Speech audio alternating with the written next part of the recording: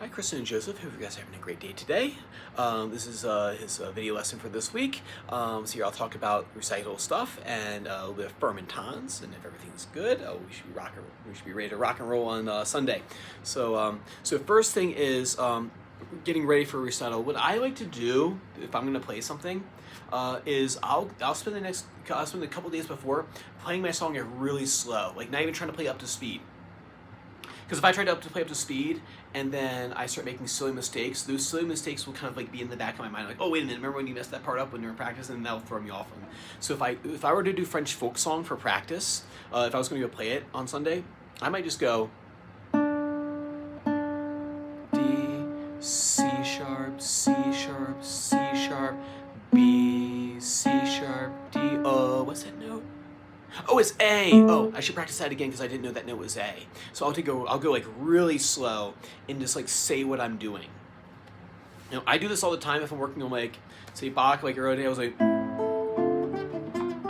I was working on that one, it's one of the Lute Suites. But anyway, so when working on that first, I actually literally talked myself through the piece of music. I was like, A minor, and then it goes to D minor, then to G minor, or so G, and then it goes to C major, and then it goes to F. I would literally talk myself through the chord changes, and I found when I did that, I felt more secure about what I was doing, and that way, if I was getting nervous, I'm like, oh, I can actually talk myself through the piece. So that's something I would do. Is like the more better you know it up here, the less you have to rely on your muscle memory. If you have to rely on muscle memory, if something happens where you just forget what you're doing, then you have that to fall back on. So French folk song, I would just have him say the notes. You know, D, first of all, I use the D scale for this one, so it's in D.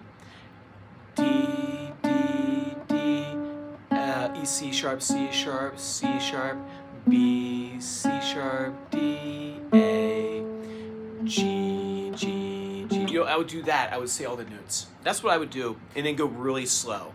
Like go like great uncle speed or something like that, or go grandpa speed. Go that way.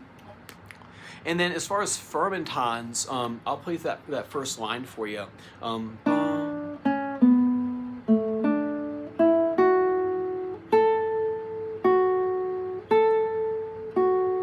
So with that one there, it's a D. If you notice what it is, it's actually just going down the scale. C sharp, B, A. So we're going on the scale. It's just a different rhythm. So you can practice D, C sharp. You can have them practice the scale backwards. So like, oh, let's practice our D scale backwards. You go, oh, wait, if you change a little bit. And just the fact of like knowing things like that, like, oh, fermentons is just the D scale backwards starting on the note D and goes down to an A.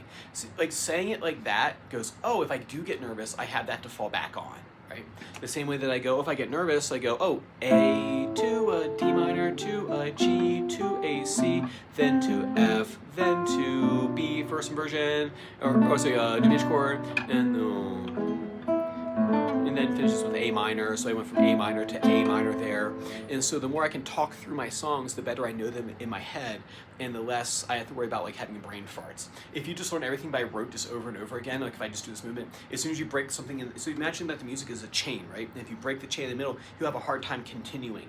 But if he can talk through the notes, now, he doesn't need to know chord theory yet, we're kind of a ways away from that, but if he can talk through the notes, that way if he has a brain fart, he knows like what the next note is in the next chain, right?